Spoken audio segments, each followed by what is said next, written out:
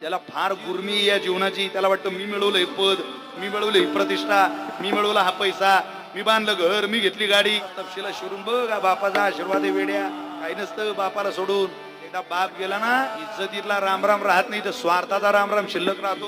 अमुक अमुक पाटलाचं पोरग हे म्हणून माणसं रामराम करता. आपल्याला आपलं काय अस्तित्व आहे? तुझ्या जीवनाला चांगली दिशा मिळावी, कोण तुझ्याकडे कोण बघेल? आज सुद्धा नाही माणसं ओळून सुद्धा बघत नाही. असं हिंदवी स्वराज्य संस्थापक छत्रपती शिवाजी महाराज डोळ्याला धारा लागतायत. 1674ला शिवराज्याभिषेकाचा सोहळा झाला, डोळ्याला पाणी आलं. आऊसाहेबांनी विचारलं, शोभा अरे का रडतोय?